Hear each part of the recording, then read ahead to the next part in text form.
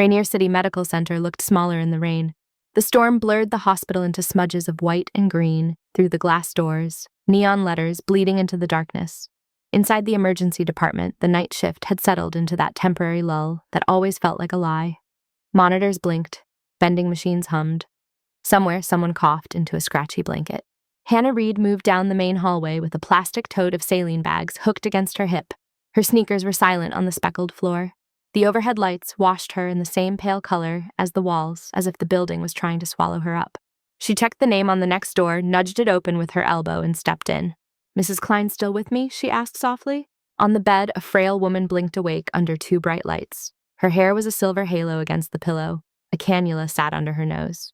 "You walk quieter than a ghost," Mrs. Klein rasped. "I never hear you coming." "That is my secret skill," Hannah said. "How is the breathing?"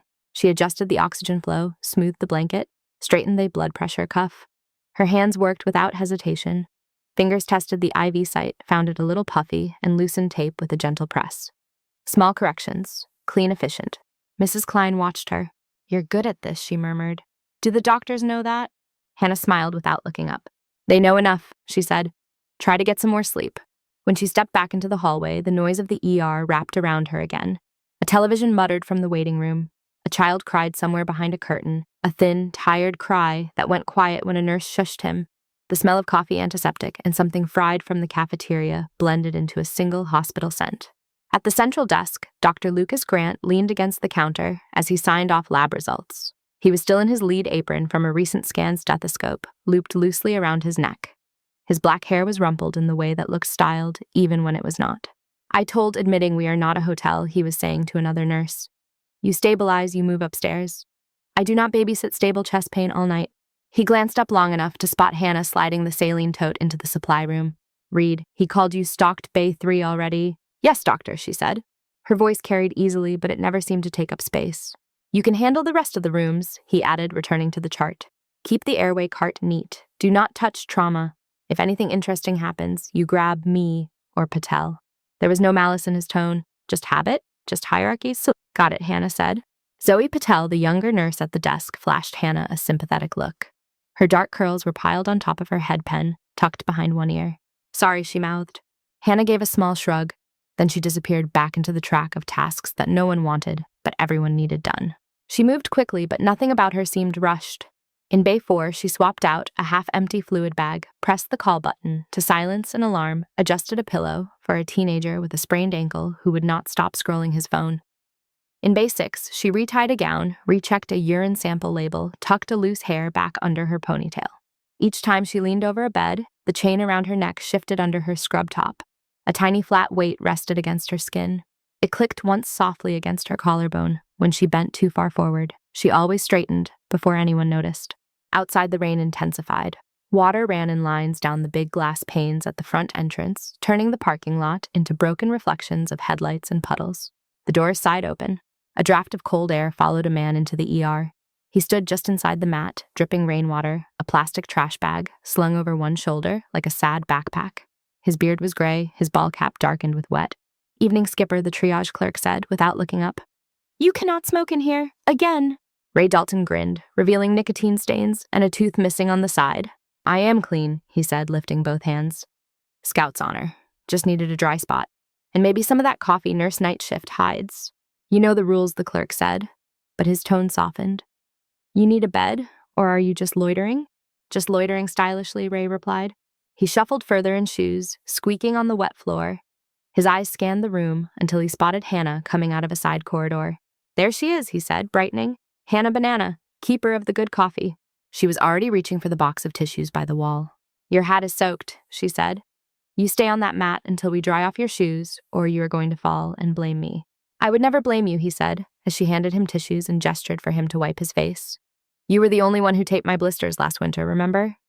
You got magic hands." Hannah shook her head, but her mouth softened. "The coffee is terrible tonight," she said. "Machine is acting up. You are not missing anything." Ray laughed. The sound rattled deeper than it should. Then mid-laugh, his expression twitched. He blinked too slowly. His hand still gripping the wad of tissues opened and dropped them. His knees buckled. The clerk yelped, pushing his chair back. Hannah moved first. "Ray," she said, crossing the slick floor in 3 long strides. "Ray, look at me." He did not. His eyes rolled, his body convulsed, hitting the tile hard. His head clipped the base of a chair with a dull crack. His limbs jerked uncontrolled. Seizure, someone called from behind the desk. "Get a crash cart," the clerk shouted. "Wake Grant." Hannah dropped to her knees beside Ray. The wet from his clothes seeped into her scrub pants. She turned his head, carefully, fingers checking for anything in his mouth, one hand cradling his skull so it would not strike the floor again. The seizing slowed, then stopped. His chest was still. Hannah watched his face, too still. Then she looked up. "Monitor," she said. The portable unit at the wall had picked up his vitals when he fell within range. On the small screen, the green line jerked once, then flattened into a quiet, unbroken stripe. Flatline. Behind her, feet pounded. The charge nurse was already rolling the crash cart out of its alcove plastic drawers, rattling. "Hannah, move," she snapped. "Let him go." Hannah's hands were already at the center of Ray's chest. She planted them low on the sternum, interlaced fingers locked elbows. The first compression drove down with sharp, controlled force. 1, 2, 3, 4, she counted under her breath. The rhythm was perfectly even. Her shoulders stayed stacked above her wrists. She rode Ray's chest like she had done this thousands of times, weight transferring through bone, not muscle. Dr. Grant skidded into view, lab coat, flaring hair, damp from washing. He took in the scene in a single glance. "Reed, that is too fast," he barked. "You are too high. Swap out." He grabbed a pair of gloves from a box, snapping them on as he approached. Hannah did not answer. She shifted her hands a centimeter lower, adjusted the angle of her palm, and kept going. 1, 2, 3, 4. The sound of her compressions filled the entrance. The slap and thud of heel of hand on sternum, the squeak of the crash cartwheels, the rain drumming on glass. "Stop for rhythm check," someone said. "Keep going," Hannah replied. "He is not perfusing yet." It was not loud, but it cut through the noise. Lucas hesitated for half a heartbeat at the tone. It was not the Reed he knew. Then habit kicked back in. 2 more rounds, then we check, he said. Hannah continued. Sweat pricked between her shoulder blades. Her breathing stayed steady. The faces around her blurred into background noise. There was only the chest under her hands, the recoil, the depth, the count. 1, 2, 3, 4. On the monitor, a tiny blip twitched at the edge of the flat green line. "Hold," Lucas ordered. Hannah lifted her hands but stayed close. They all stared at the screen. Another blip, then a jagged wave, then a slow, stumbling beat that began to find its rhythm. Sinus Brady, the charge nurse, breathed. "He is back." Ray sucked in a ragged breath, like someone hauling air from underwater. His eyes fluttered open, unfocused. "What the hell?" Lucas muttered more to himself than anyone. The charge nurse clapped him on the shoulder. "Nice timing on the cart," she said. "Looks like EP and compressions did their job." Lucas nodded, already reaching for Ray's chart. "Lucky catch," he said. "Let us get him on Oxygen Labs CT if he hit his head." Hannah eased back to give them room. Her knees were numb. Her hands tingled with the aftershock of repetition. She peeled off her gloves and dropped them into the bin. For a second, her fingers trembled. She curled them into her palms until the shaking stopped. Zoe appeared at her side with a towel. "You are soaked," Zoe said. "Sit for a second, all right?" "I am fine," Hannah answered. "I will mop the floor." "I will get housekeeping," Zoe said. "You just saved his life." Hannah glanced at Ray. He was already talking again, voice hoarse, asking where his hat went. "I stocked rooms," Hannah said quietly. "That is all?" She took the towel, wiped the rain and sweat from her face, and turned toward the supply closet. At the front of the ER, the glass doors slid open for another patient. Rain pushed smell and cold into the lobby. Water ran in icy patterns down the outside of the glass, turning the world beyond into shifting shapes. Hannah walked past the doors without looking out. The lights overhead buzzed softly, steady, and indifferent. By the time Hannah finished restocking the airway cart, the rain had thickened into a steady roar against the front windows. The world outside looked like it was underwater lights smeared into long white streaks across the glass. She closed the last drawer with the heel of her hand and stepped back. Every mask tube and blade sat in its designated slot. Labels faced outward. Nothing rattled when she nudged the cart. Zoe appeared in the doorway, clutching a paper cup. "You organize that thing like it is a crime scene," Zoe said. "In a good way. A very tidy crime." Hannah wiped a smudge from the metal handle with the corner of her sleeve. "It is easier to find things," she said. "Yeah, but you are next level," Zoe replied. "Grant would lose his mind if he saw what the day shift does to this cart." A voice crackled over the overhead speaker, calling a respiratory therapist to Bay 7. Somewhere down the hall, a monitor alarm chirped and then went quiet. Zoe leaned one shoulder against the doorframe. "So everyone is talking," she added, lowering her voice, "about the homeless guy, Ray, what you did at the door."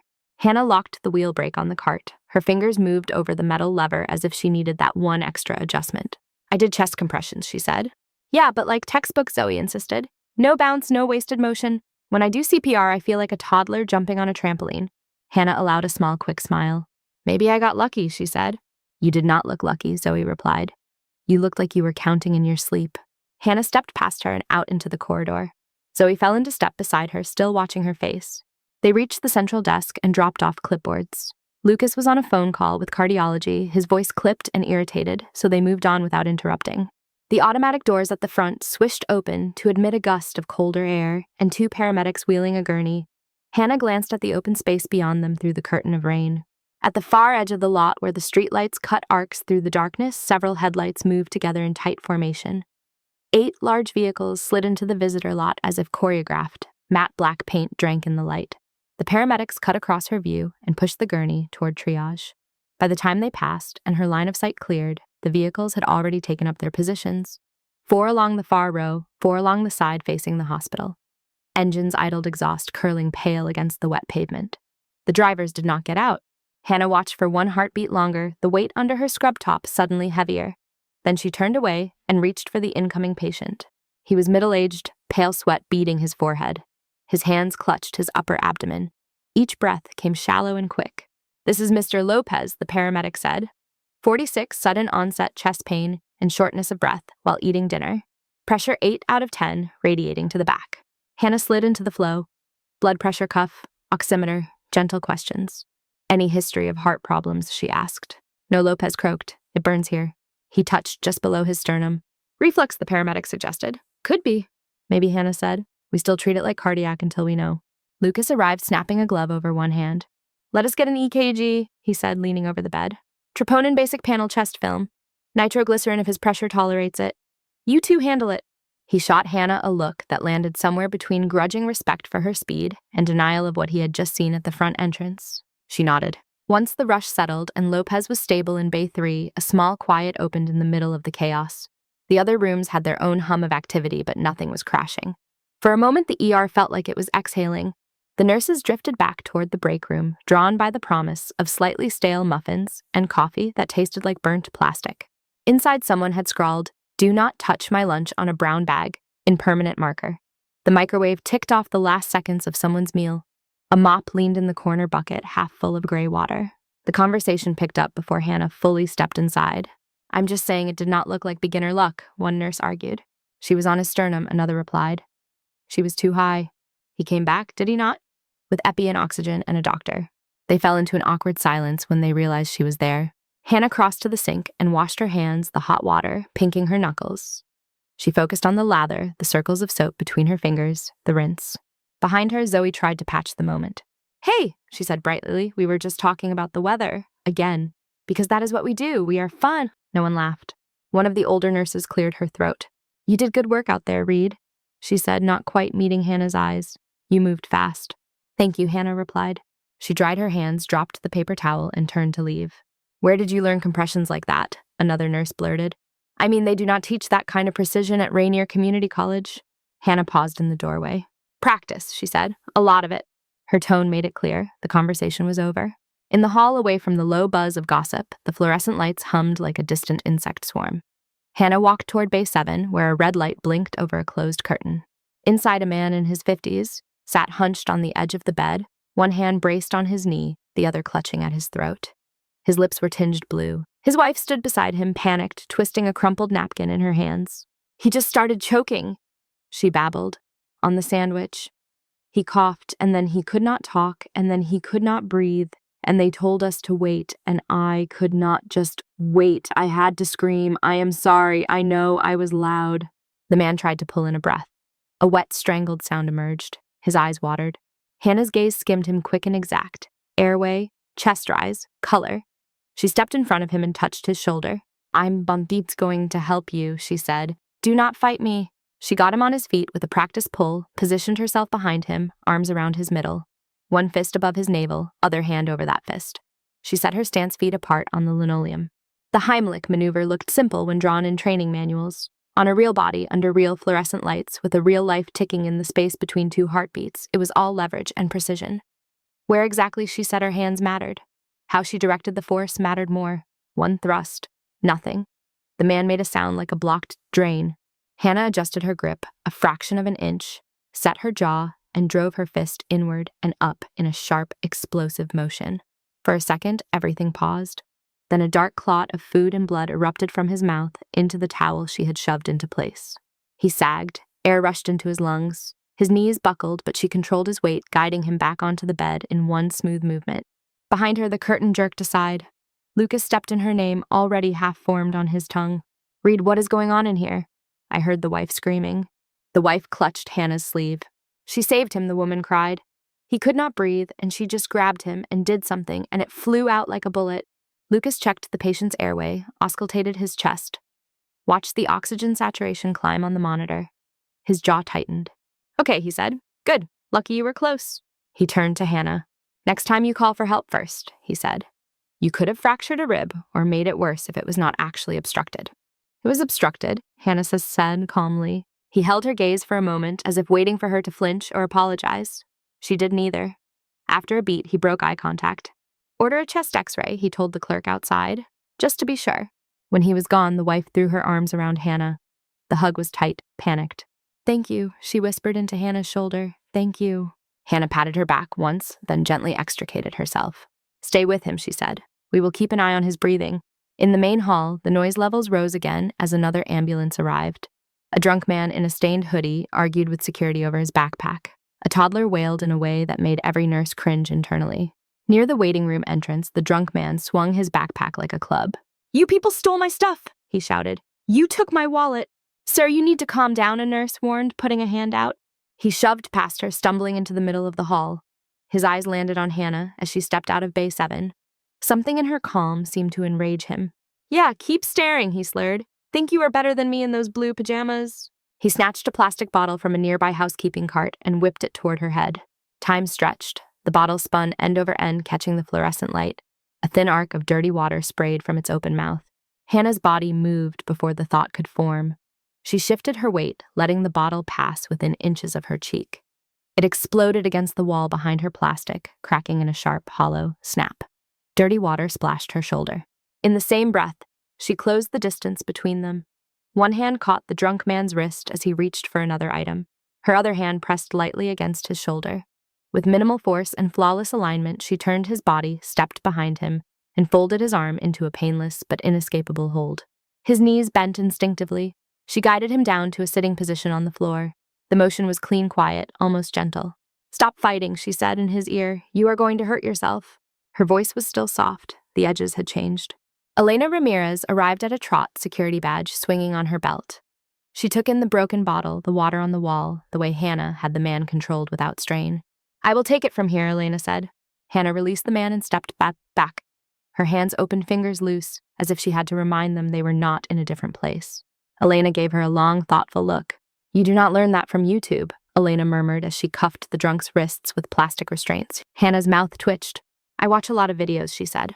Elena did not argue. She watched Hannah walk away toward the sink to wash her hands again, then glanced toward the front windows. Through the streaks of rain, she saw the outline of one of the black vehicles parked and facing the entrance. Behind the tinted windshield, she could just make out the silhouette of a figure wearing dark glasses, head turned toward the ER doors, perfectly still. By 2 a.m, the rain had carved permanent rivers down the front windows. Every few minutes, the doors sighed open and let in a breath of cold air and wet concrete before sliding shut again. The black vehicles did not move. In the security office, Elena watched them on the bank of monitors. 8 identical shapes parked in 2 neat rows. Headlights off now. Engines still running if the faint shimmer of exhaust in the streetlight was any sign. She zoomed in on the feed from the camera nearest the main gate. One license plate was smeared with mud in a strangely careful way, enough to hide key characters, not enough to look like an accident. When she pulled back to the wide shot again, 2 figures had appeared on the sidewalk near the entrance. They wore dark suits and no coats despite the weather. Each had a slim cord snaking from one ear. Both stood under the overhang outside the ER, just beyond the motion sensors of the automatic doors. Elena watched one of them lift a hand and touch his earpiece lips, moving in a short reply that the camera could not catch. His head was turned just enough toward the glass that she knew he was looking inside. "Who are you boys?" she muttered, tapping a pen against the desk. In the triage area, Zoe noticed them too. She had come forward to refill the hand sanitizer dispensers when she saw the suits through the glass. For a second, she thought they were relatives of a patient dressed too nicely for the hour. Then she saw the dark glasses, the matching posture, the way they did not fidget, did not scroll a phone, did not knock on the glass or try to peer in. They just watched. 1-star Yelp review. "If you do not at least come say hi," Zoe said under her breath. The taller of the two turned his head slightly. His gaze tracked past the triage desk over the waiting room chairs, to the central nurse station, then down the main hall, as if he could see straight through the walls. Hannah stepped into his line of sight without knowing it. She was carrying a stack of fresh linens, face turned toward a set of double doors. Zoe felt a chill skate over her scalp. She backed away from the glass, let the dispenser click shut, and went looking for Elena. The lull broke 15 minutes later when the ambulance bay doors banged open again. Freezing air pushed in with the gurney. Male late 20s, the paramedic called as they rolled. Blast injury to the right shoulder stable, vitals field, dressing in place. Team on scene requested direct ER, no diversion. The patient on the stretcher was broad-shouldered hair, matted with sweat, a bandage wrapped thickly over his upper arm and shoulder stained through with dark red. Mud streaked the soles of his boots. His eyes were open. "I told them I could walk," he grumbled, voice thin but stubborn. "But no liability paperwork, the whole deal." "Save your fight for the pain meds," the paramedic said. Hannah met them at Bay 2, gloves on, calm expression in place. "What is his name?" she asked. "Noah Briggs," the paramedic said. "Corporal, according to his buddies." Noah turned his head at the sound of his name. His gaze swept the room, jumpy from adrenaline and pain. Then his eyes landed on Hannah. For a second, he did not seem to recognize where he was. The fluorescent lights, the curtain rails, the oxygen ports on the wall all blurred into something else he had seen before. Then his focus sharpened on her face.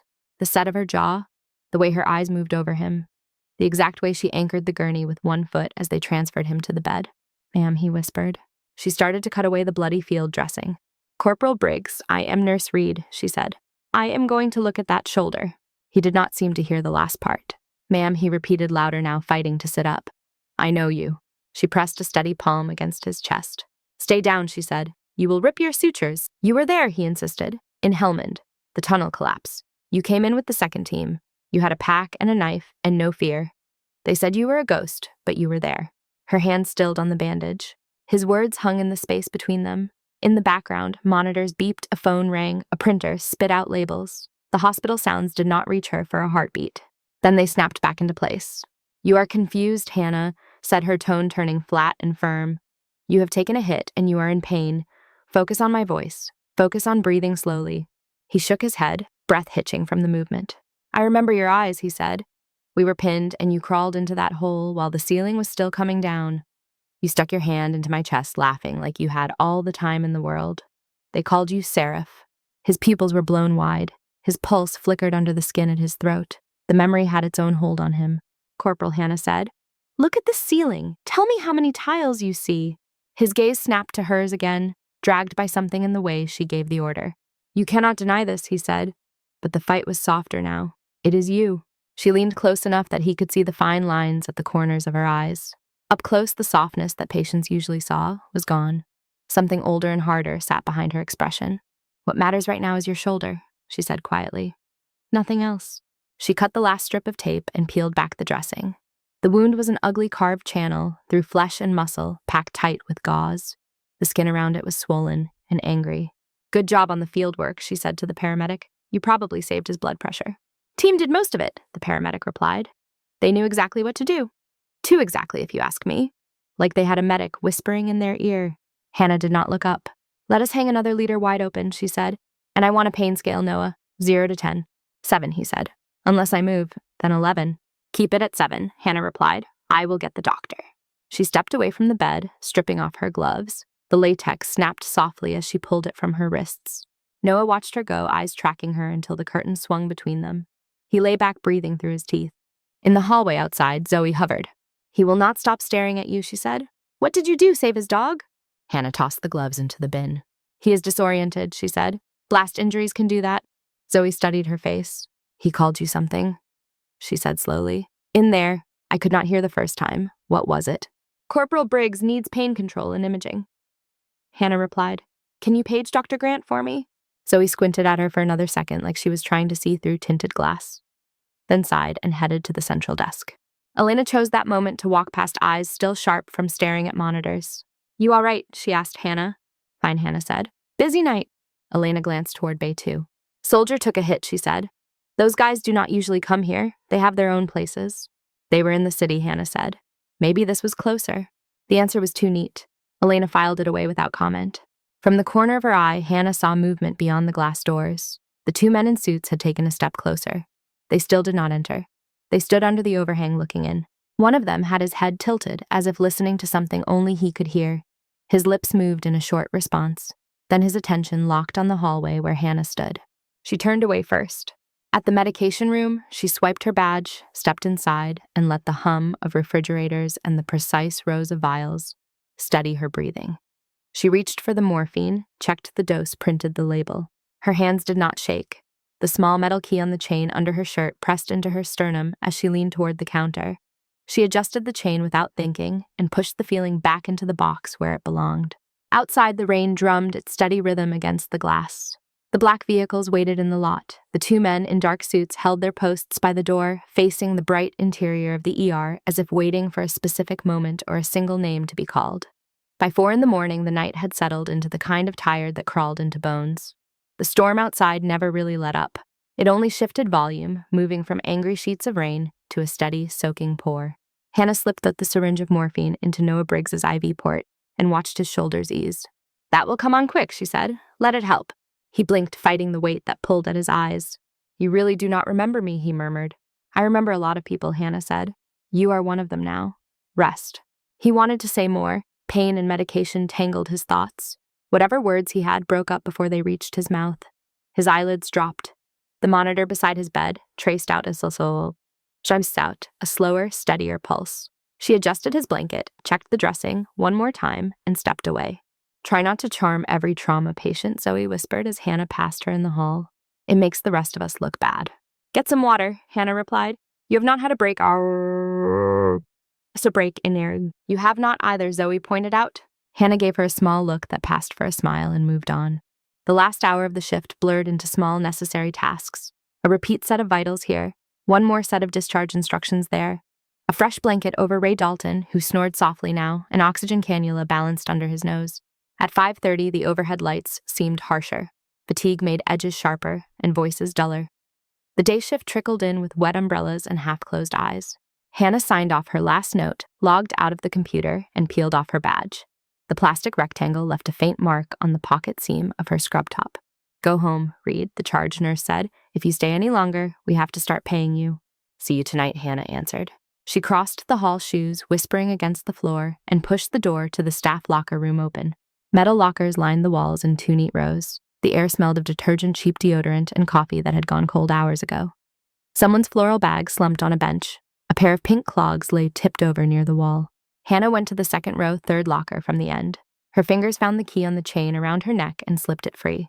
The small bit of metal clicked in the lock, familiar and precise. Inside, the contents were orderly: a folded sweater, a reusable lunch container, a spare pair of sneakers. A small cloth pouch worn at the corners sat at the very back of the top shelf.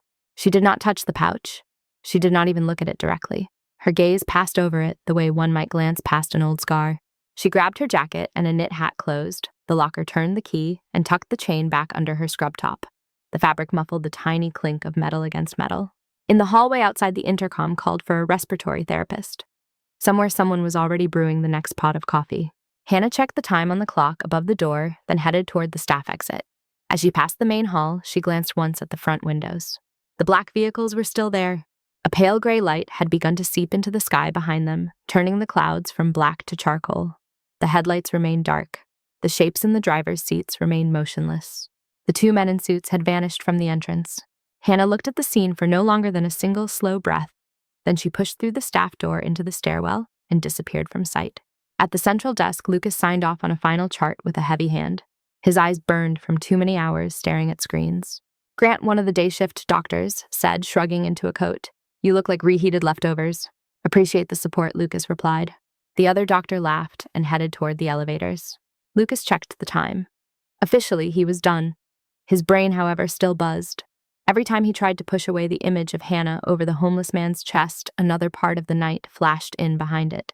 The smooth Heimlich maneuver, the way she had dropped that drunk to the floor without effort, the soldier calling her a name that did not belong on any badge he knew. Seraph. He told himself it was curiosity, professional curiosity. Knowing the skills of the people he worked with was part of his job after all. He lasted 12 minutes. Then he pushed away from the desk and headed for the locker room.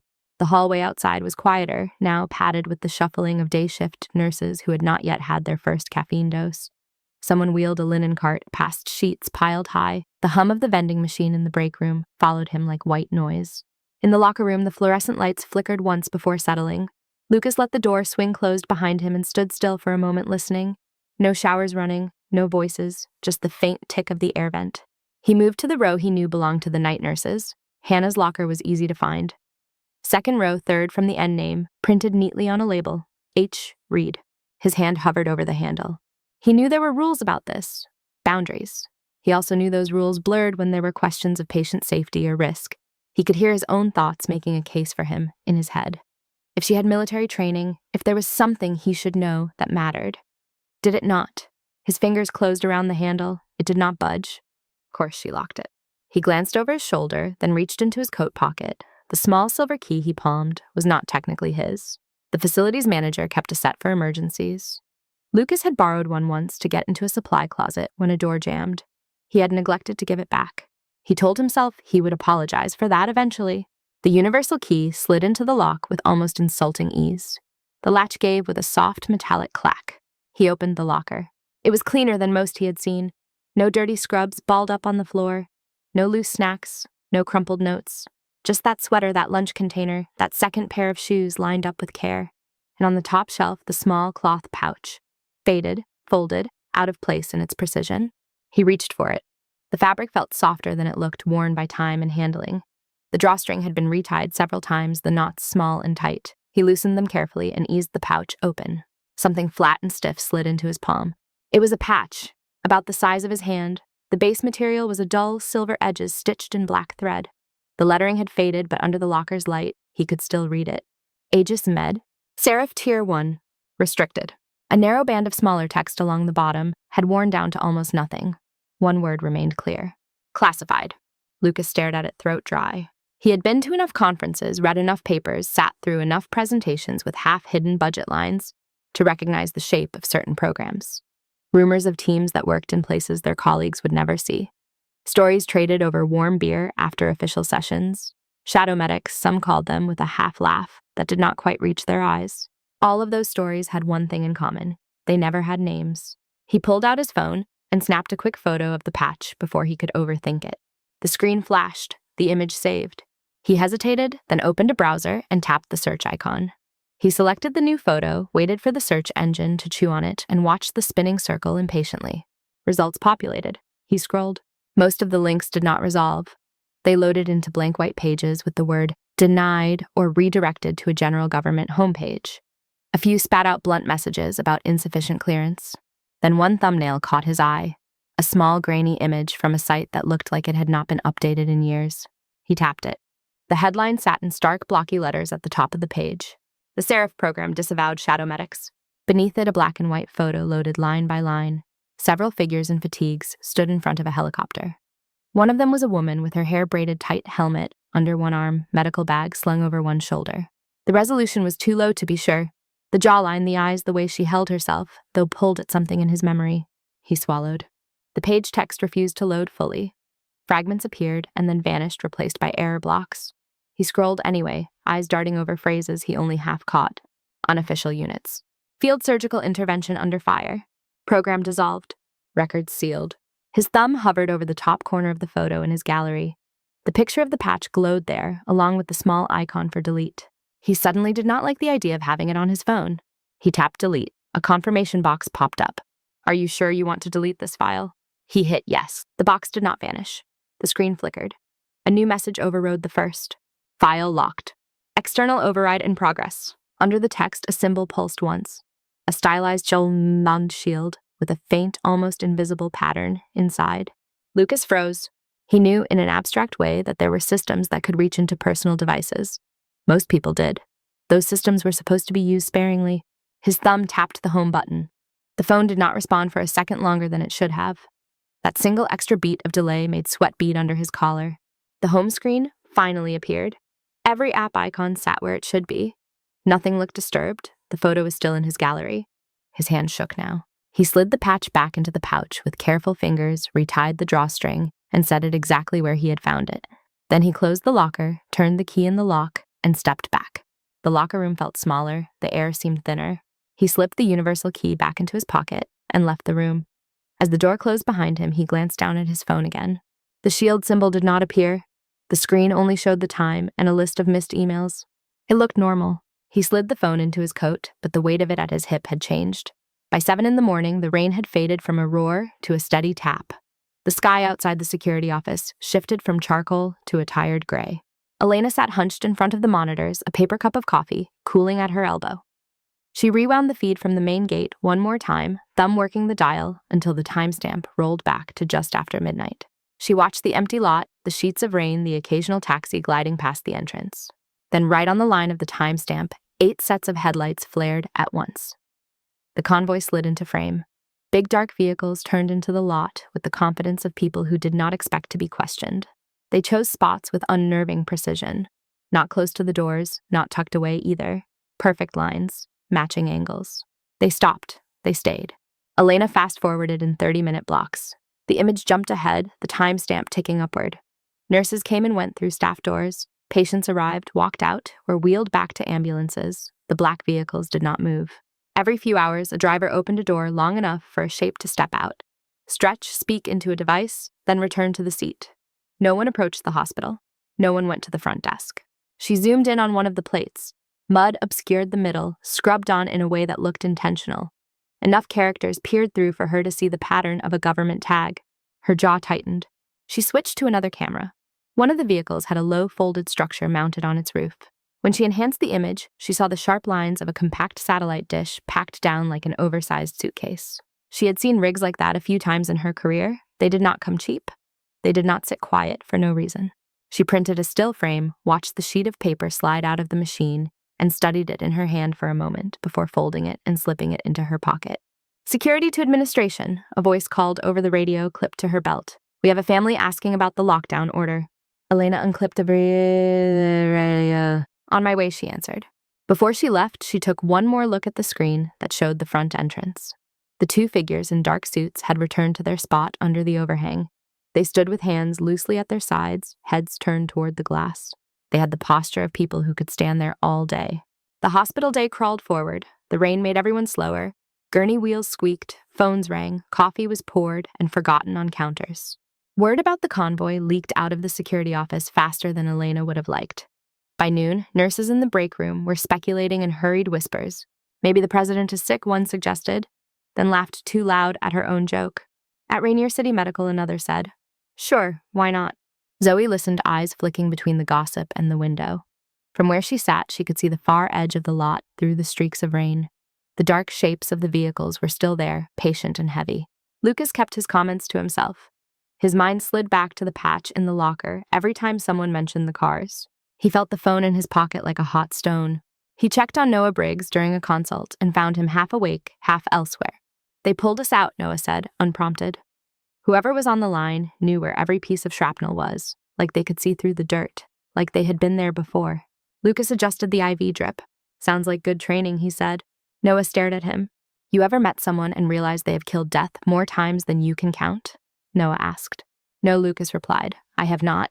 He walked out of the room before the conversation could keep digging. By late afternoon, the sky had slid from gray to the kind of flat silver that promised more rain later. The convoy remained stationed in the lot, running silent. Shift change came again. Hannah arrived at the staff entrance with her hair still damp from a shower, scrub top, crisp eyes a little less hollow than they had been that morning. She signed and clipped on her badge and stepped into the familiar hum of the ER. The day shift churned around her with the manic energy of people near the end of their hours. The whiteboard gleamed with room numbers, initials, and quick notes. "Read back already," the charge nurse said, handing her a clipboard. "You get any sleep at all?" Some Hannah replied. "Good, you will need it. We are full and the waiting room is stacked. Take bays 4 and 5 to start. Patel will fill you in." Hannah caught up with Zoe near the central desk. They swapped quick information about patients. Who was stable enough to move upstairs? Who was grumpy? Who kept pulling off their oxygen cannula? As they spoke, a cold draft slid across the floor from the main entrance. The doors had opened to admit a man in a black suit. He was not one of the 2 who had been standing outside all day. He carried himself with a different sort of weight. His posture was precise, but not stiff like he had spent years in uniform and then learned how to wear a tie over it. His hair was cut short gray at the temples. His shoes shone in the glaring lobby lights. In his hand, he held a slim leather folder tucked neatly under one arm. Elena intercepted him near the front desk, her security badge displayed. "Sir, this area is restricted to staff and patients," she said. "If you are looking for a particular department, I can call them." The man offered a polite half-smile and a glimpse of an identification card. It was federal. A lot of letters, none that she could read completely before he tucked it away again. "I am exactly where I need to be," he replied. "Thank you."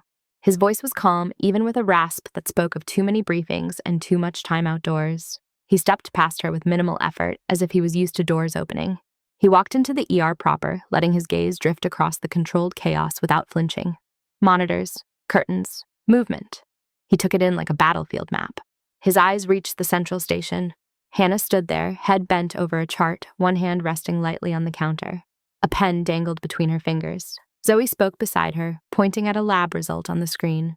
The man stopped. Something in his expression flickered. His shoulders pulled back, his heels drew together, his arms straightened along his sides. In a single unthinking instant, he assumed a position of attention that belonged in formation, not under fluorescent bulbs between plastic chairs and supply carts. Zoe turned to ask Hannah something and saw him. "Sir," she said, thrown, "can I help you with something?" Her words seemed to snap him out of it. The man blinked the rigidity in his spine, easing by degrees. He glanced away from Hannah, then back as if resetting an internal compass. "I was mistaken," he said. "I took the wrong corridor." His composure had a new crack in it. He pivoted and strode away before anyone could ask another question. Elena watched him go from the corner near the doors, eyes narrowed. As he turned, the leather folder under his arm shifted. A single sheet of paper slithered free, slid along the front of his jacket, and fluttered to the floor near a row of plastic chairs. He did not notice. A janitor pushing a mop bucket did. The older man parked his bucket, stooped, and picked up the stray page. His fingers brushed the header. Subject H. Reed. Status classified. He frowned at the unfamiliar formatting and started after the man in the suit. "Sir, you dropped this," he called. Before he reached the door, Lucas stepped out from behind the nurse's station. The bold letters at the top of the page caught his eye like a flash. "I can take it," Lucas said, moving into the janitor's path with a smoothness that surprised even him. "I am her attending. I will make sure it gets where it needs to go." The janitor hesitated, then shrugged in the way of someone who did not get paid enough to care about paperwork. "Sure thing, Doc," he said. "Just did not want to see it blow outside." He returned to his mop. Lucas folded the paper in half, then in half again, until the words disappeared into neat quarters. He slid it into the pocket of his coat, heart beating faster than any code alarm had made it that week. At the station, Zoe leaned closer to Hannah. "Did you see that guy?" she whispered. "Suit, no coat eyes, like he owns the place. He looked right at you, like really right at you." "I saw him," Hannah said. Her face gave away nothing. Her pen moved again, finishing the note. She had started the letters, steady and even. Outside, the gray evening settled over the lot. The rain started to pick up again, tapping against the glass with renewed persistence. The black vehicles stayed exactly where they had been all day. By a little after 10, the ER had settled into the strange rhythm of late evening. The day shift was gone. The worst of the dinner rush had passed. The waiting room was still half full, but the angry voices had changed into tired ones. Rain tapped hard against the windows, louder now that the building was quieter inside. The parking lot lights turned the drops into falling beads of glass. The black vehicles sat in the lot like sleeping animals. Hannah checked on Ray, tightened a loose strap on his oxygen cannula, and wrote a quick update in his chart. His beard moved with each snore. The monitor above his bed traced a slow, dependable rhythm. "You snore louder than the storm," she murmured. He did not stir. At the central desk, Zoe watched the front entrance between tasks. Every time the doors opened for an arriving patient, she caught a glimpse of the dark shapes in the lot and felt a twitch in her stomach. "Stop staring at the mystery cars," the clerk muttered, stamping a form. "You are going to give yourself a conspiracy headache." "I'm just staying informed," Zoe said. "It is probably some training exercise," the clerk replied. "Or some politician staying at the Hilton." "At 10 at night," Zoe said. "In this weather." The clerk shrugged and kept stamping. In the security office downstairs, Elena stood stretching her back. Hours in front of the monitors had made her shoulders ache. She rolled them, listened to joints pop, and took a sip of coffee that had gone tepid. On the main screen, the lot glowed in grainy black and white. The vehicles were exactly where she had left them in her last mental snapshot. No change in formation, no visitors walking up. She glanced at the time. If they were waiting for someone, it was a long wait. Her radio crackled with minor calls. A door on the 3rd floor needed a new badge reader. Someone smelled smoke in a stairwell that turned out to be burned toast from the break room. Nothing about 8 unmarked vehicles sitting in her lot. At 11:47, the sound started. It came low at first, a thick warbling tone that seemed to vibrate up through the floor rather than arrive through the air. The coffee in Elena's cup shivered. A pen rolled slowly off the edge of the desk. Then it rose still low but undeniable, a long controlled siren that did not match any hospital code or city emergency vehicle she knew. Her hand went automatically to the radio. "Security to all units," she said. "Anyone else hearing that?" "Yes," came back from a nurse on 4. "Is that us?" "Did we change the fire alarm?" "Negative," another voice answered. "That is outside." Elena turned to the monitor that showed the main drive. The 8 vehicles had their headlights on, all at once. She watched, jaw tightening, as they eased out of their parking spots and rolled forward in near-perfect sync. They moved slowly, but without hesitation, forming a broad arrow pointed at the front doors. The first 2 took up positions at the main entrance, angled to block the driveway. 2 more slid into place at the ambulance bay, leaving just enough room for a rig to squeeze past if it was invited. The others distributed themselves across the remaining exits, big shapes in the gray wash of the cameras. They were not parked anymore. They were a barrier. Upstairs in the ER, the strange siren wrapped itself around the usual beeps and buzzes like a second soundtrack. People looked up from beds and clipboards. "What is that?" a woman asked from the waiting room, her child asleep against her shoulder. "Everyone stay calm," the triage clerk called, hands lifted. "We are checking it out." Hannah felt the sound in her teeth, a resonance that did not belong to this building. Her pen paused over the medication log. For a moment, she was not under fluorescent lights at Rainier City Medical. A different sound pressed against the back of her skull. A memory of concrete dust of a siren that meant incoming rounds of a voice shouting coordinates over static. She exhaled and let the hospital come back into focus. Zoe stepped up beside her, eyes wide. "Tell me that is not normal," Zoe said. "That is not normal," Hannah replied. Outside the glass doors, engine noise swelled. One of the black vehicles pulled right up to the curb and stopped so close that droplets of water splashed against the automatic door sensors. The doors opened and then shut again on empty air, confused. Elena, the charge nurse, snapped into the phone. "Talk to me." "Convoy just shifted into blocking positions," Elena said. Her voice was steady, but the words came fast. Headlights on. Some kind of external siren. "I'm calling administration and city dispatch now. Do not let anyone leave through the main until I know what this is." "Incoming ambulances," the charge nurse asked. "They can still get to the bay," Elena said. "Barely. I will flag them." The phone clicked back into its cradle. The overhead paging system crackled. "Attention all staff," a calm, administrative voice said. "We are initiating a precautionary external lockdown. Continue patient care. Limit non-essential movement between units. Await further instructions." The waiting room erupted in anxious buzz. "Lock down," a man in a flannel jacket demanded. "You cannot keep us here." "It is precautionary, sir," the clerk replied. Palms raised. "Please stay seated. No one is leaving out that door until security clears it." At the front entrance, the automatic doors parted again. This time someone stepped in. It was one of the men in a dark suit from earlier, the taller one. Rain beaded on his shoulders. His tie was perfectly straight. He held up a leather wallet with a badge and identification card inside. "Federal Protective Service," he said to the clerk. "We are assuming control of the perimeter. No one leaves the building unless cleared. Let your administrator know Colonel Marcus Rourke is en route inside. He has point." The clerk's mouth opened, then shut. He nodded quickly. "Yes, sir," he managed. The man stepped aside, speaking into the mic at his sleeve. The siren outside tapered off in a slow, deliberate fade, leaving a strange emptiness in its wake. A moment later, vehicle doors opened in unison, up and down the drive. From Hannah's angle at the nurse station, she could see only flashes, dark fabric, the shine of rain on hard shells, the glint of laminated credentials clipped to vests. A line of figures formed outside, then broke and flowed toward the entrance. Boots echoed on the tile when they entered. A group of about 20 people moved into the lobby as one. Some wore suits like the man at the door, others were in dark tactical gear with muted patches on their shoulders. No one raised a voice. No one had to. Their presence dragged the room's focus toward them like a tide. Elena met them halfway, palm up in a stopping gesture that was more symbolic than effective. "This is a hospital," she said. "You cannot just walk in and start issuing orders without talking to my administrator." A woman in a suit showed her a folder, flipping it open just long enough for official seals and signatures to blink in the light. "We are not here to interfere with care," the woman said. "We are here to secure an asset." "Asset," someone behind Elena muttered. On the edge of the group, a man in a dark overcoat stepped forward. He had shed his tie somewhere between his earlier visit and now. The top button of his shirt was open, but nothing else about him looked relaxed. Colonel Marcus Rourke scanned the room, jaw set. "Security Chief Ramirez," he said. "I believe we already met in passing." We have not, Elena said. I saw you on camera. That is not the same thing. His mouth twitched. Fair enough, he replied. We are here under authority of Aegis Command and the Department of Defense. I have spoken with your administrator. He will receive the written orders in his inbox in about 30 seconds, along with a number he can call if he would like someone higher than me to repeat what I am about to tell you. Elena's radio hissed on her shoulder.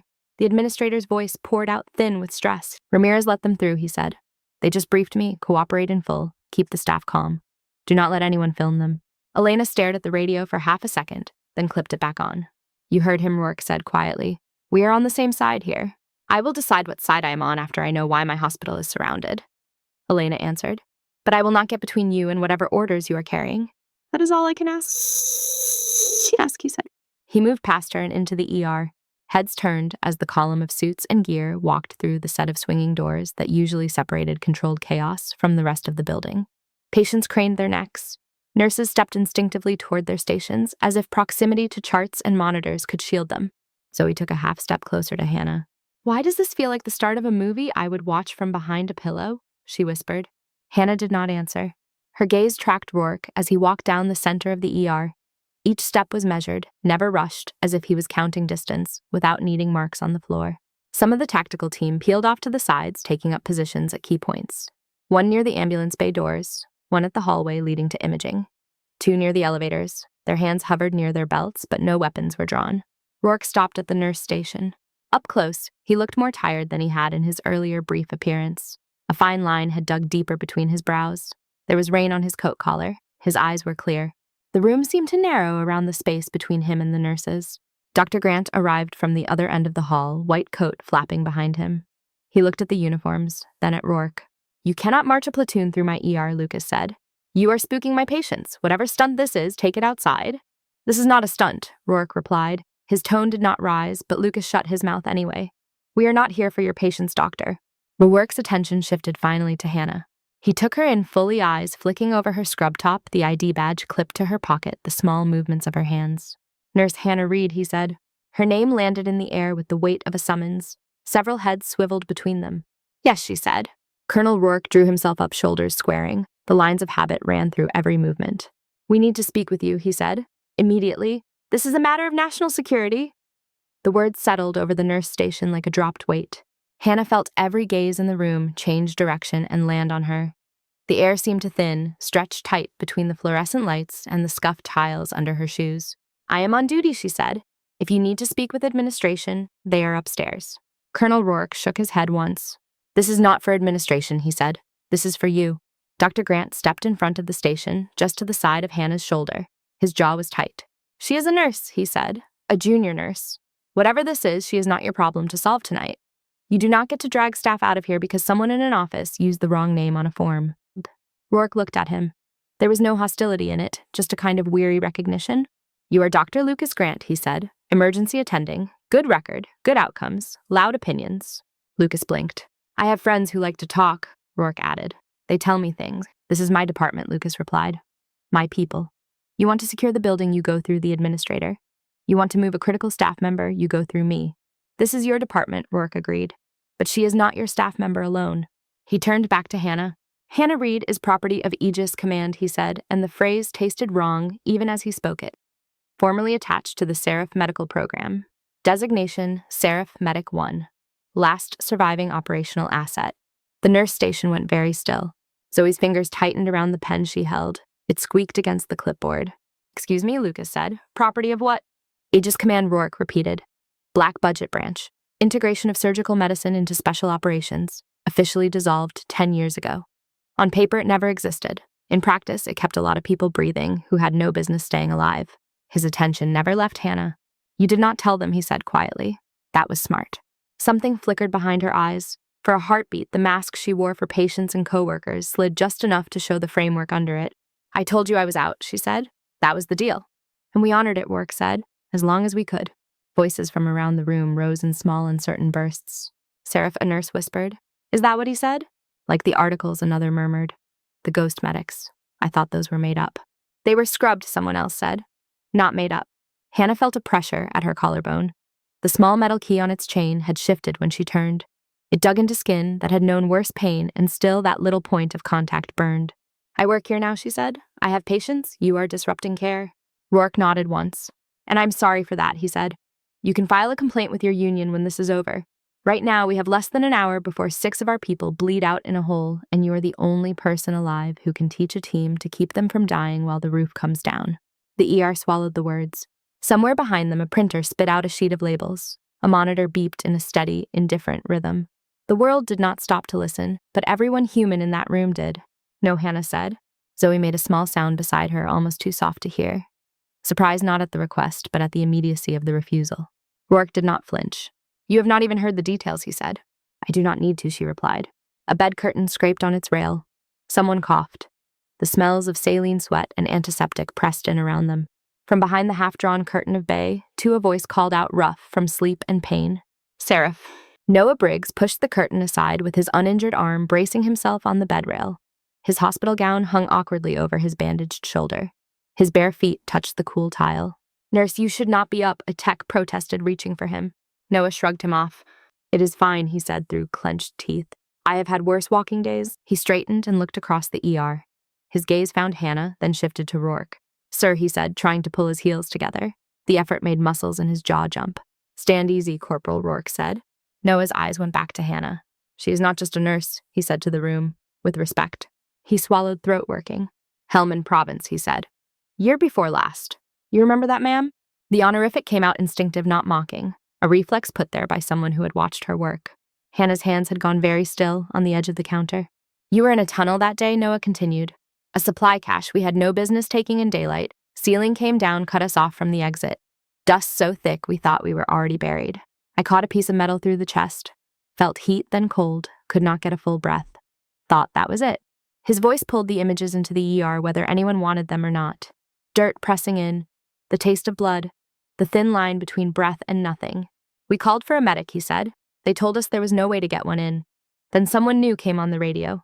Calm voice. No panic, told us to switch channels, asked for inventory. No names, no small talk, just tools and injuries. He nodded at Rourke. He knows, Noah said. He heard the recordings. Rourke's face tightened at the memory, but he did not interrupt. You came in anyway, Noah said to Hannah. I do not know how. There was one entrance left that we thought was suicide. You took it, dirt falling on your helmet, air so bad we were dizzy. You crawled to every one of us. No body armor, just that bag and a knife. His hand drifted to his chest, fingers resting over a line of scars beneath the gown. You put your hand in here, he said softly, stopped the bleeding while you told stupid jokes about chow back at base. I was trying not to choke on my own blood, and you were asking if I thought the mashed potatoes tasted like cardboard or glue.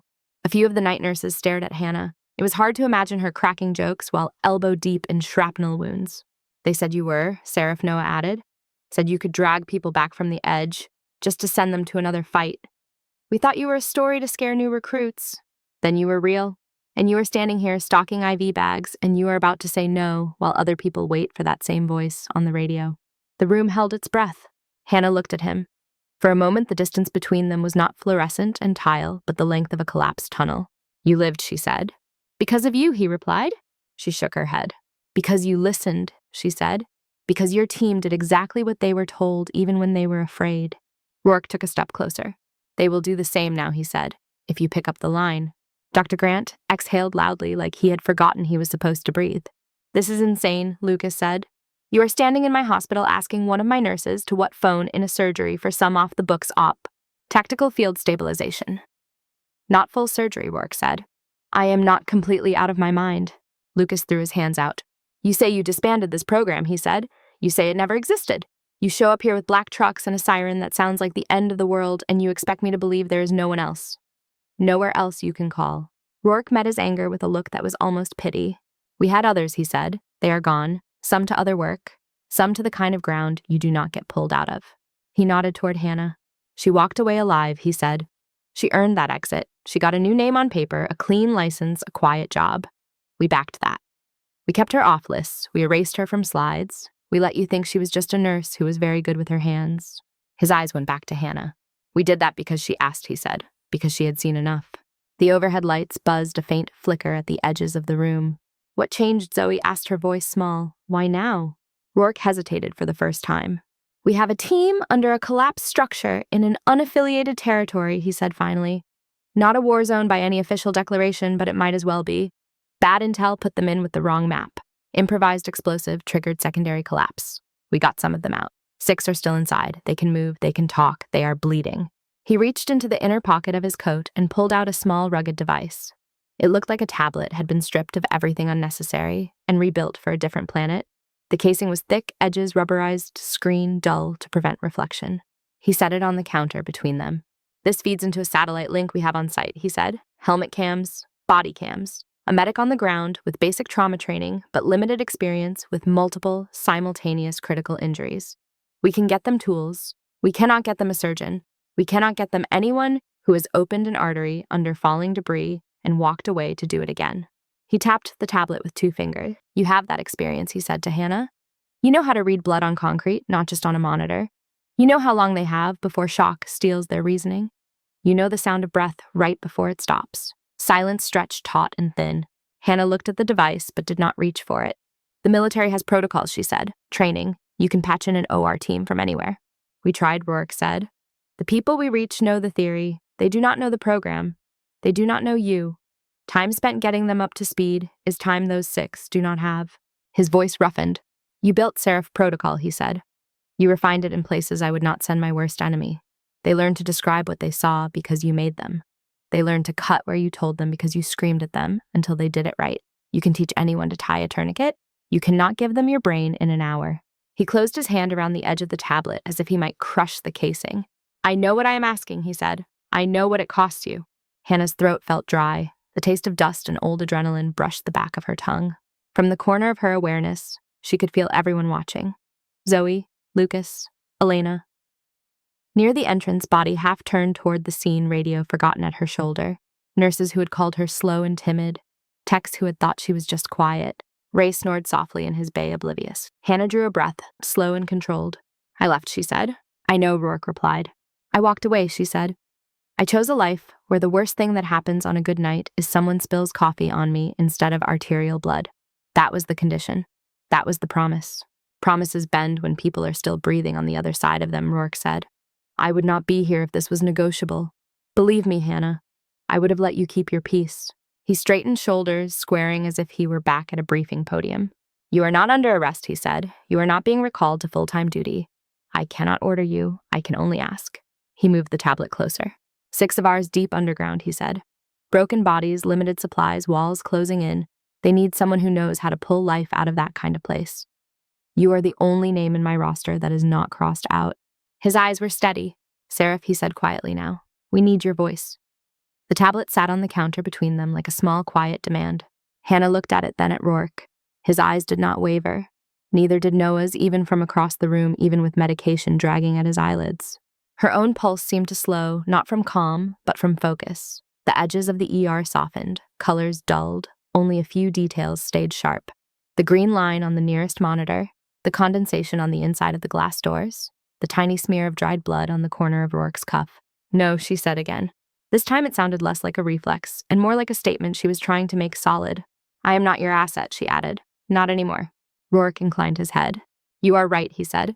Legally, you are a civilian nurse. I cannot compel you. If I could, I would not be here arguing about it in front of half your department. You are doing it anyway? Hannah said. Zoe shifted beside her shoulders tight. Can they, take you? Zoe asked. If you say no, is this that kind of thing? No, Rourke answered before Hannah could. I am not dragging her into a truck in zip ties. That is not what this is. Lucas rubbed a hand over his face, fingers pressing briefly into his eyes. This is already too much, he said.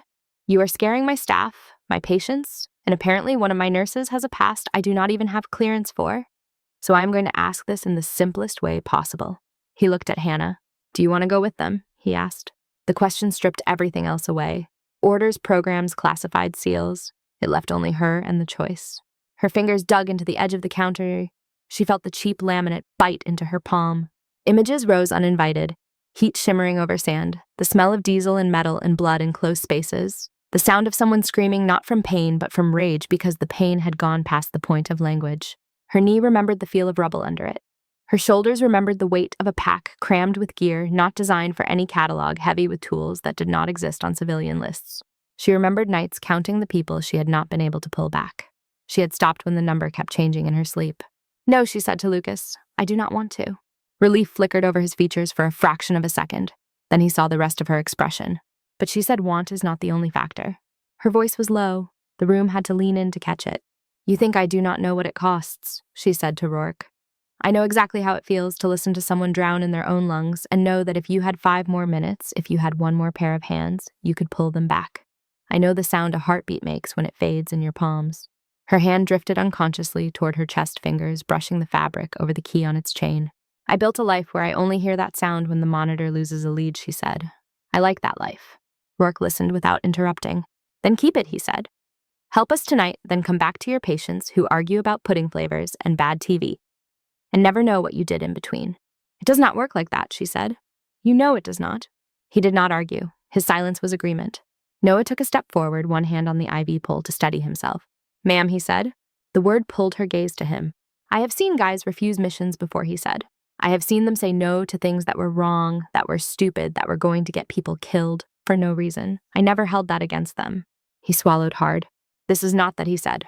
This is 6 people who signed up knowing the risks and are now paying more than they ought to. They are waiting for something like what you gave us. If they knew there was a chance, you could hear them, they would be screaming into that radio. You are sure there is no one else? Hannah said to Rourke. If there were, I would not be looking at you, he said. We pulled every thread. Every retired surgeon, every trauma lead who ever sat in on an Aegis briefing. They can do a lot. They cannot do you. Zoe let out a small shaky laugh. Normally, this is where I make a joke, she said, voice thin. Something about you being a superhero. But I am pretty sure I would pass out halfway through. She wiped at one eye with the back of her wrist. You do not owe this to them, she added. Not really. Not after whatever they put you through. If you stay, I will back you. I will stand in front of the door if I have to. The offer was ridiculous. It also meant something. Hannah's mouth curved upward at the corners, a flicker of warmth in the middle of the cold. I know, she said. Elena cleared her throat from near the entrance. I am not military, she said. I do not know how your programs work. I do know this is my building. These are my people. If there is a real risk to them, because of whatever is out there, I need to know. Rourke turned slightly to address her. There is no external threat to your hospital, he said. We are not being chased. We are not drawing fire. This is not a hostage situation. Could it become one, she asked. No, he said. Our perimeter is a show of presence, not a defensive posture. When we leave, we leave. The only reason this place is involved at all is because she is here. Hannah's jaw clenched at that. Great, she muttered. Love hearing I am the problem. You are the solution, he corrected. The overhead clock ticked audible in the brief hush. Hannah closed her eyes for a moment. The darkness behind her eyelids did not bring peace. It brought a flicker of a collapsed roof, a hand reaching through a gap, barely wider than a fist, the sound of someone on the other end counting backwards so they would not scream. She opened her eyes. The ER came back into focus, harsh light, stale coffee, Ray's soft snoring, Zoe's hand resting just close enough to her sleeve that it could be a comfort or a restraint. You said 6, she said to Rourke. Yes, he replied. How long, she asked. Hard to say, he answered. Some are more stable than others. 2 have major bleeds that will not wait much longer. That is all I will give you. I am not going to stand here and try to manipulate you with the details of their families or their ages. You can assume they are as human as you are. She looked down at her own hands. The skin over her knuckles was dry from constant washing. A faint white line cut across one finger where a suture needle had once bitten deep. Those hands had done a lot of things. Some she was proud of, some she tried not to remember. She spread her fingers on the counter, watched them for a moment, then curled them into fists. When she spoke, her voice was steady again. If I do this, she said, we do it my way. Rourke drew in a breath that sounded like it had teeth. Name your terms, he said. I am the only medical authority on that line, she said. You do not second-guess me. You do not talk over me. You do not have anyone in some distant conference room arguing about optics while I am elbow-deep in someone's chest by proxy. I say, cut, they cut.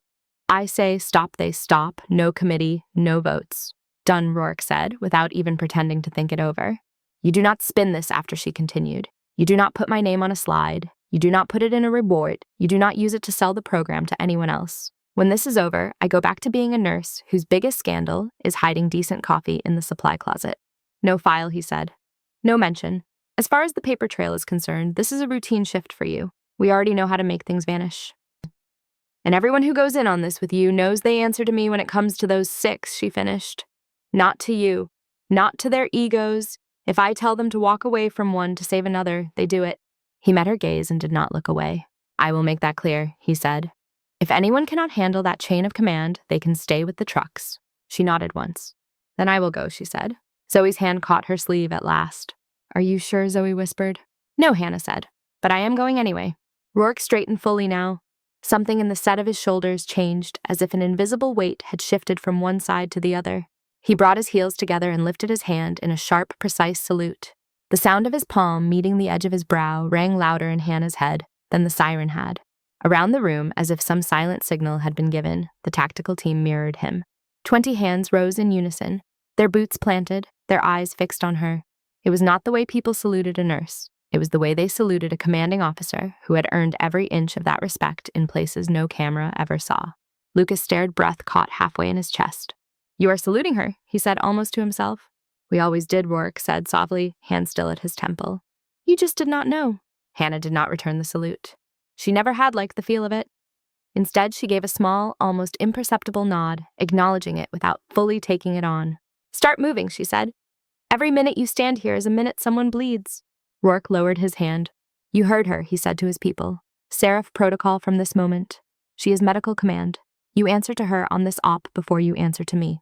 A chorus of yes, sir, and yes, ma'am rippled through the group, low and firm. One of the operators stepped forward and handed Hannah a lightweight headset and a smaller device, a stripped-down version of the tablet for audio and limited visual feeds. Another passed her a compact pack more civilian in color, but military in organization, filled with reference diagrams, sterile supplies, and backup batteries. Hannah flipped the headset on. The foam sat snug against her ears. The weight of it brought back muscle memories like a hand to the shoulder. She shrugged into the pack and adjusted the straps until they sat right on her spine. Zoe watched, eyes bright with something between fear and awe. You will come back, Zoe said. It was not quite a question. I'm on the schedule for tomorrow night, Hannah answered. You think I'm going to leave you to organize that airway card alone?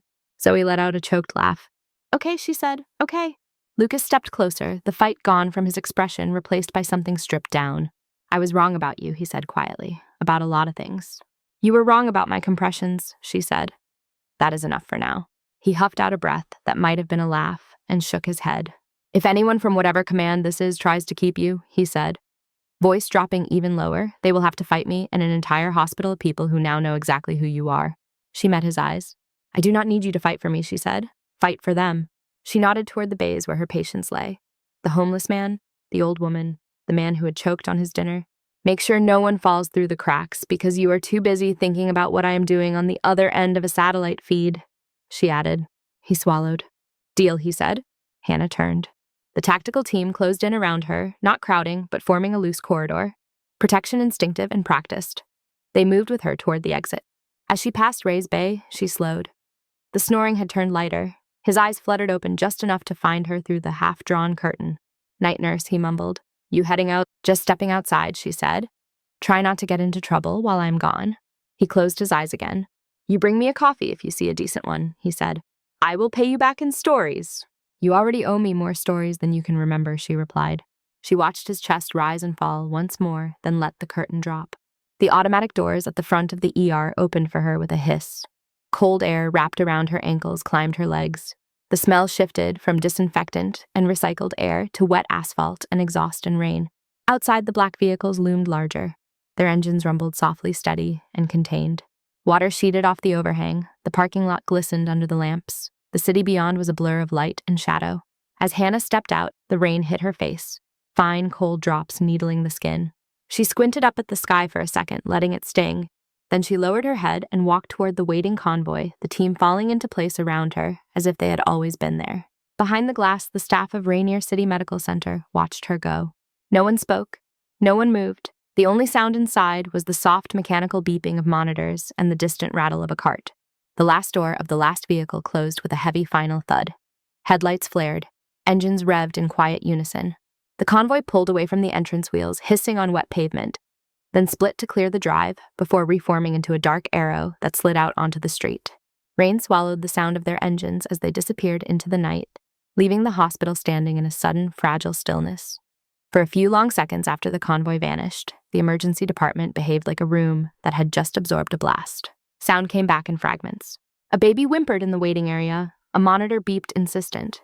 Somewhere down the hall, a blood pressure cuff hissed as it deflated. No one moved. Zoe still stood at the nurse station with her hand half raised, as if she could pull Hannah back through glass by sheer will. Her fingers slowly curled into a fist and dropped to her side. The charge nurse was the first to remember that patients continued to exist. "All right," she said, voice rough. "We still have a waiting room. We still have beds. Move." The spell cracked. Nurses peeled off toward call lights. A tech hurried to silence an IV pump alarm. The triage clerk turned back to a man waving an insurance card in the air. Only Lucas stayed where he was, staring at the space Hannah had last occupied. "She just walked out," he said quietly. "She did not just walk," Zoe said. "Did you see them around her? They treated her like a general." Lucas let out a breath that was part laugh, part disbelief. "We have been calling her slow," he said. "Timid. I corrected her in front of patients." The words tasted foul even as he said them. "You were not the only one," the charge nurse said. "Let us not turn this into your moment, Grant." He nodded once chastened. Behind them, Ray stirred in his bed. He blinked at the ceiling, the memory of engines and sirens and boot steps, sifting back through sleep. "Noise party over," he croaked. Zoe moved quickly to his side. "Party is canceled," she said. "You snored through most of it." "Good," he muttered. "I hate parties." His fingers curled around the blanket Hannah had pulled up for him earlier. He did not ask where she was. Maybe he already knew not to. Downstairs, Elena fielded calls on 3 lines at once. "Yes, we are under an external lockdown," she told a police dispatcher. "No, there is no active shooter. No, there is no fire. Yes, I can send you the perimeter footage if someone on your side signs for it." On the other line, the hospital administrator's voice rattled on. "They said this was sanctioned," he insisted. "They used words I am not supposed to hear on a weekday. Just cooperate, Ramirez. We do not want trouble." "Too late," she replied. "Trouble is in my parking lot and just left my front door." The third line flashed. Local news. She let it go to voicemail. By morning, the convoy was gone, leaving only damp tire tracks and a lingering smell of exhaust in the air outside. The black rectangles on the security monitors were replaced by ordinary cars. The sky lightened to a washed-out white. Inside, the story had already spread without needing any reporters. Everyone had seen some part of it. A salute, a line of dark uniforms, a nurse in blue scrubs walking into the rain like it was a familiar hallway. There were gaps, and into those gaps rushed speculation. In the break room, a cluster of day shift nurses huddled over paper cups. "I heard she was Special Forces," one said. "Like actually ran missions." "I heard she was some kind of field surgeon," another added. "Teaching people to operate themselves under fire. That tablet they handed her looked like something out of a movie." A third nurse stared at her hands. "I called her a coward last week," she said. No one laughed. On the other side of the room, someone had written a message on a sticky note and pinned it to the bulletin board. "H-Read is safe." The handwriting was neat, the ink dark. No one knew who had put it there. No one took it down. An email from administration hit every staff inbox before noon. Mandatory all-staff meeting. Topic: security incident. Protocol review. Location: auditorium. Time: 1400. Attendance required for all available staff. The auditorium had never been that full at 2 in the afternoon. Doctors, nurses, techs, housekeeping, dietary staff. Security officers in uniform and plain clothes. The low rumble of voices bounced off the high ceiling. Lucas sat near the front, hands clasped between his knees. Zoe dropped into the seat beside him with a notebook she knew she would not use. Elena stood in the back row, arms crossed, leaning her shoulder against the wall. The hospital administrator stepped up to the small stage with a stack of papers under one arm. His tie was crooked, his hair less perfect than usual. "Thank you for coming," he began, voice amplified and thin. "I know this is short notice. Yesterday evening, as you are all aware, we experienced an unscheduled visit and brief lockdown involving federal and military personnel." A murmur rippled through the crowd. "We have received limited but clear information from the agencies involved," he continued. "There was no ongoing threat to this facility. There is none at this time." He shuffled his papers once, either searching for his place or his nerve. "One of our own was involved in a classified operation," he said. "Nurse Hannah Reed. She was requested to assist in a time-sensitive matter off-site due to prior training not related to her employment here." He glanced up, scanning the faces in front of him.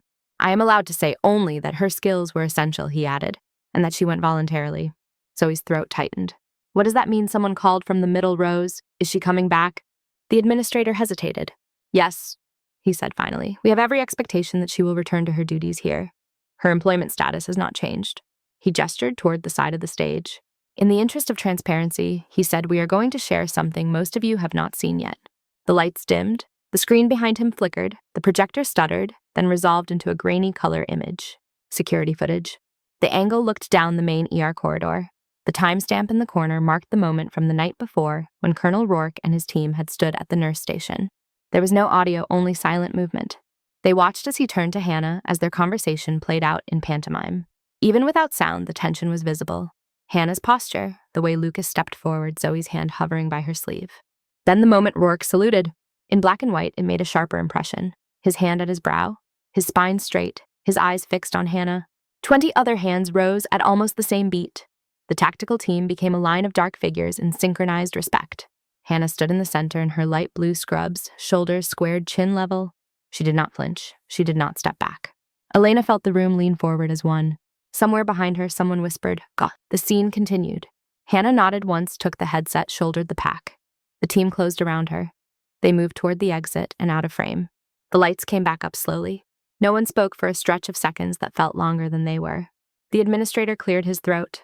"Whatever you may have thought about her before last night," he said, "you now know at least this much. She carried a very heavy burden before she ever walked into our HR office. She chose to bring her skills here to this place to care for our patients, to care for people who do not have convoys or colonels or backup." His phrasing wandered close to a speech, then faltered. He set the papers down. "We are revising our internal policies," he said. "Effective immediately, a new code of conduct will be posted emphasizing mutual respect across all levels of staff. Titles and pay grades do not determine the value of a human being in this building."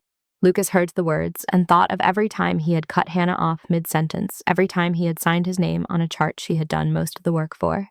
"This is not about hero worship," the administrator added quickly. "It is about realizing what we do not know about the people beside us." He signaled to the tech at the side of the room. "We are also implementing a series of trauma training modules," he said. "Optional for now. Advanced airway drills. Field-style CPR. We will be naming the program internally after the protocol Nurse Reed helped design in her prior work." The screen flickered again. A simple title slide filled it.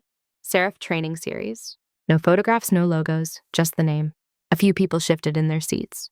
In the back, Elena exhaled through her nose. "You had to call it that," she murmured.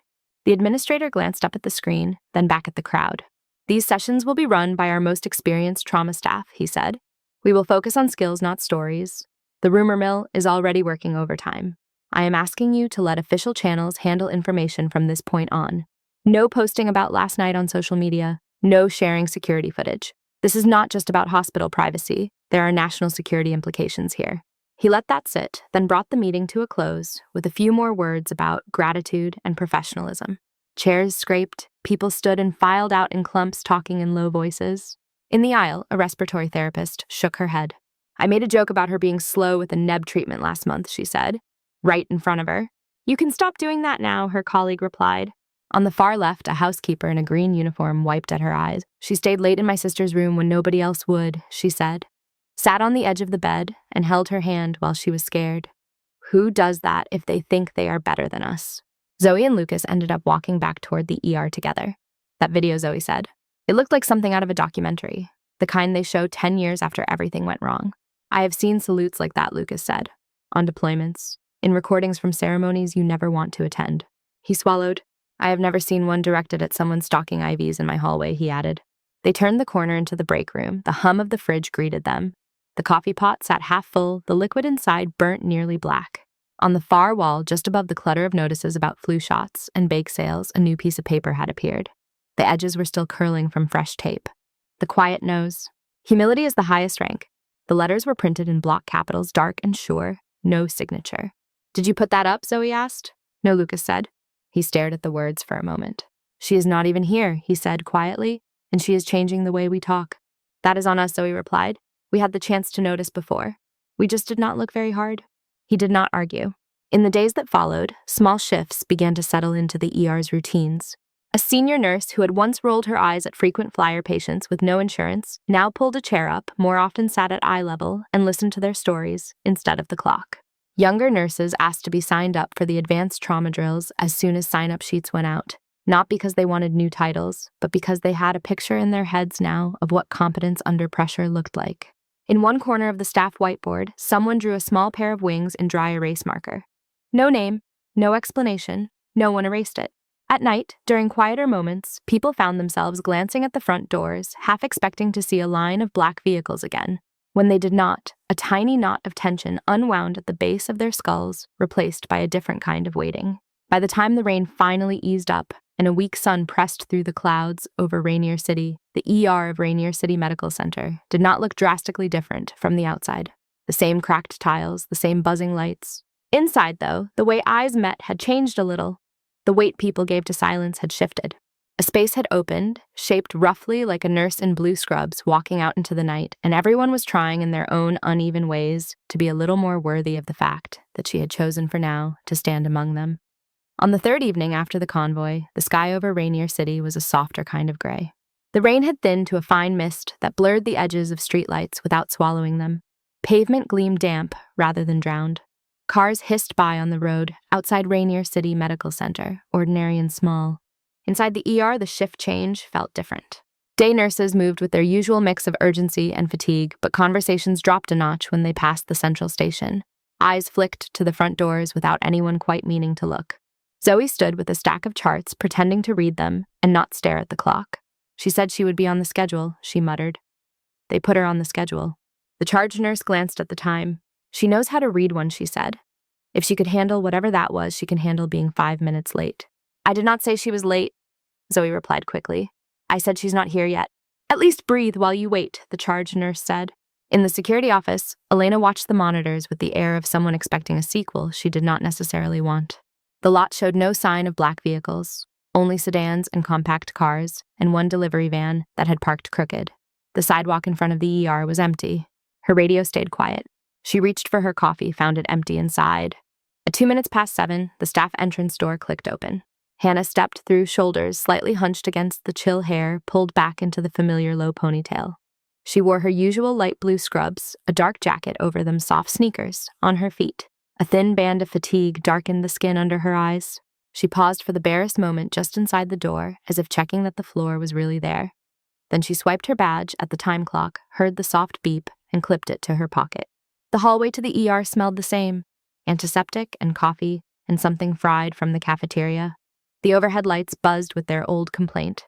Her shoes made the same almost soundless contact with the tile. At the double doors, she stopped and adjusted the chain under her scrub top. The small metal key settled against her collarbone. Then she pushed through into the emergency department. The effect rippled outward. Zoe saw her first. Her hand flew to her chest, a laugh bursting out of her before she could stop it. Hannah took 3 steps forward. Every doctor, nurse, tech, and clerk who could stand did. Chairs scraped. Pens were set down. Even a patient volunteer in a yellow vest, halfway through wiping a spill, straightened and stepped back from her mop. The motion was not uniform, not drilled, not as crisp as the salute she had seen on her way out. It was clumsy in places, a little off balance, but it was sincere. Hannah's stride slowed. She looked around, confusion touching her features, then understanding. A faint color rose along her cheekbones. You do not have to do that, she said.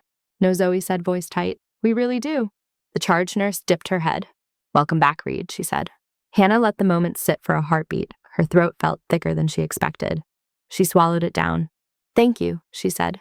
We have a board to clear, right? That broke the tension enough for people to sit again, to move, to return to tasks with a new quiet energy. Zoe abandoned her charts and crossed the room in a few long strides. She stopped just short of colliding with Hannah, hands hovering like she could not decide between a hug and a handshake. Are you okay? Zoe demanded. Can I ask that? Is someone going to rappel from the ceiling and tackle me if I ask that? Hannah's mouth curved. I am here, she said. I am very tired. I am 2 cups of coffee behind. Zoe's eyes shimmered. Okay, she said. That is an okay answer. She took a breath. They showed us the video, she added, in the auditorium, of them saluting you, of you leaving.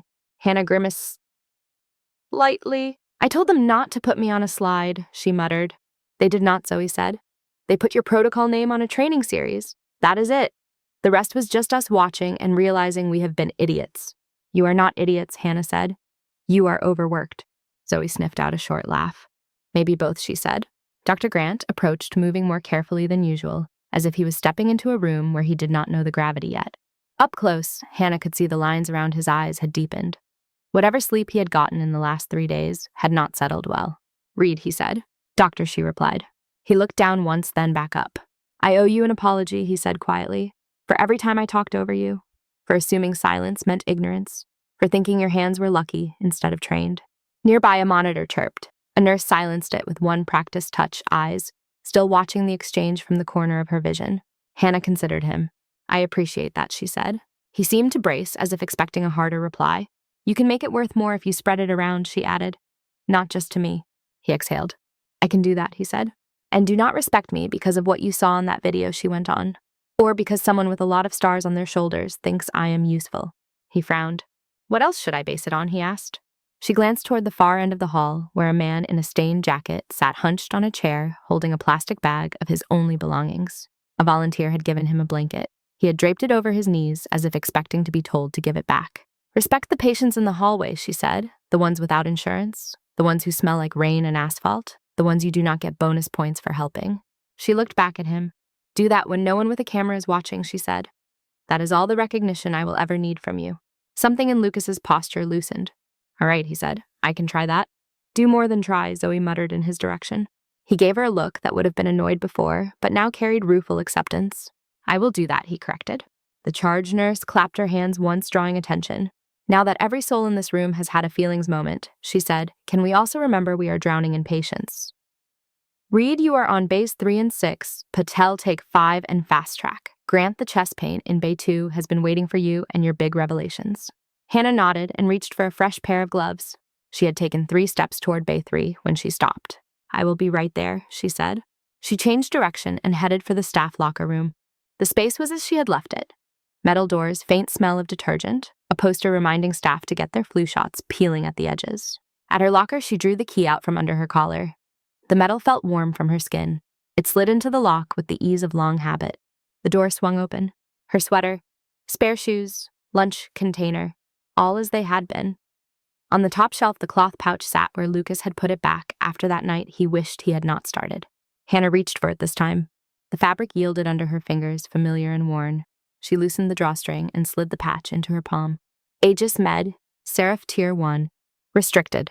The letters were no clearer in this light. The stitching at the corners had frayed a little more. A faint smear of something that had once been dust lay in the creases. She ran her thumb over the word Seraph. Once that designation had been all she was allowed to be. She could feel the pull of it, the way it wanted to define her, to fold her back into a shape built for field kits and collapsing ceilings and whispered orders at 3 a.m. She closed her hand around the patch, the edges pressed into her skin, not quite hard enough to hurt. Not today, she said under her breath. She opened her hand again, slipped the patch back into the pouch, and retied the knot. Then she placed it at the back of the shelf and closed the locker. The key went back under her scrub top against her collarbone. It lay there like a small truth, not a chain. Outside the locker room, the ER hummed. Hannah returned to bay 3, slipped on her gloves, and stepped through the curtain. Later that afternoon, when the rush had evened out into manageable lines and the newest crisis involved a toddler with a bead up his nose, the front desk phone rang with a softer kind of urgency. The clerk answered, listened, then looked up. Elena, he called, and solid. You are wanted at reception. She arrived to find a single black SUV stopped at a respectful distance from the entrance. No convoy, no siren, just one vehicle, paint damp from the mist engine, idling low. Colonel Marcus Rourke stood at the reception desk. He had left his coat unbuttoned. No tie. The lines around his eyes were deeper. He held a large manila envelope in both hands. This is for Nurse Hannah Reed, he said. Would you see that it reaches her when she has a minute? The receptionist eyed the envelope. Is it going to explode? He asked, half serious. No, Rourke said. You have my word. Elena stepped up beside the desk. Stayed out of my cameras this time, she said. Rourke gave a tired half smile. I am trying to be a better guest, he replied. He turned toward the ER doors and stood very still for a moment. Through the glass, he could see part of the main hall. Hannah was not in view, but he looked as if he knew she was close. He lifted his hand, not quite to his brow, and let it hover there, a small, informal version of the sharp salute he had given before. Then he let it fall, turned, and walked back to the SUV. The vehicle pulled away without fuss. No other cars followed it. The receptionist handed the envelope to Elena. You trust him? He asked. I do not trust anyone whose job description includes the word classified, she said, but I do not think this is a bomb. She carried the envelope back into the ER and placed it on the counter at the nurse station. When Hannah returned from turning a patient in Bay 6, the manila color caught her eye. Someone dropped this off for you, Elena said. Tall, tired federal. You can probably guess who. Hannah's hand hovered over the envelope. Do I need to sign anything, she asked. Not for this, Elena said. For the record, I checked it for wires. Thank you, Hannah said. She took the envelope and slipped into the break room. The small space smelled of microwave leftovers and coffee again. The message on the wall about humility still clung to its tape. She placed the envelope on the table, and broke the seal along the top with her thumb. No metals slid out. No official commendation on heavy paper. 6 folded sheets fell into her hand, each with a name scrawled across the outside in different handwriting. Some shaky, some bold. She unfolded the first one. The writing inside slanted hard to the right, ink blotched in places where the pen had pressed too long. Seraph. They told us we had someone on the line who could see what we saw without being there. I did not believe them until you started talking. You told me where to put my hands when they were shaking too much to aim. You kept telling me to breathe like you could hear every time I forgot. When the wall came down, I thought that was it. Then there was light again, and I am here because you stayed on that call. I do not know your real name. Maybe I do not need to. Thank you for giving my kids their dad back. The second letter was shorter. The third had a curse word in every other sentence that made her smile despite herself. One of them was barely legible, as if written in a moving vehicle. All of them carried the same current. We were in the dark. You were a voice in our ear. You helped us hurt less and live more. Hannah read each letter slowly. The words blurred near the end. She wiped at her eyes with the heel of her hand and let the tears fall anyway. When she finished the last one, she gathered the pages into a neat stack, aligned the edges, and folded them once. The paper creased, not perfectly, but close. She slipped the folded letters into the breast pocket of her scrub top over her heart. The cloth pouch in her locker held a patch that could open doors and stir ghosts. The simple weight of paper here felt heavier, and in some small way kinder. I choose healing, she said softly. The room did not answer. It did not have to. When she stepped back into the main hall, a new arrival had just been wheeled through the doors. Another man from the street. Clothes soaked, hair plastered to his forehead. The smell of rain and unwashed fabric clung to him. He coughed weakly as the gurney bumped over the threshold. A younger nurse hesitated for a moment, nose wrinkling. Hannah crossed the space without thinking. It has been a wet week for you, she said, voice gentle. He squinted up at her. Did not think they let people like me in here, he rasped. She reached for a towel from the cart, and without pulling on gloves, began to pat his face dry. Her bare fingers were warm against his chilled skin. We let people, she said. That is the job. Behind her, Zoe watched. The younger nurse watched. Lucas watched from the doorway of another bay chart, in hand. Outside, the rain had thinned to a fine drizzle. Droplets clung to the glass like beads, catching the light and making the street beyond look softer, less harsh. In the reflection on the doors, Hannah's figure appeared faintly. A woman in blue scrubs, a stethoscope around her neck, a key resting unseen against her skin, a folded stack of letters over her heart. No badge said Seraph. No visible mark announced what she had done 3 nights ago, or years before that. She bent over the new patient, murmuring something only he could hear.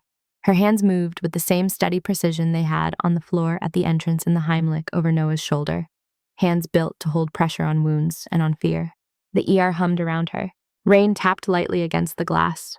Inside Rainier City Medical Center, the work of keeping people alive went on heartbeat by fragile heartbeat under the eyes of someone who had seen a different kind of battlefield and had chosen again to stand here instead. Thank you so much for listening to today's story. If this story resonated with you or made you reflect, I'd love to hear your thoughts. So feel free to share them in the comments below. And don't forget to like, subscribe, and hit the notification bell so you won't miss the next story.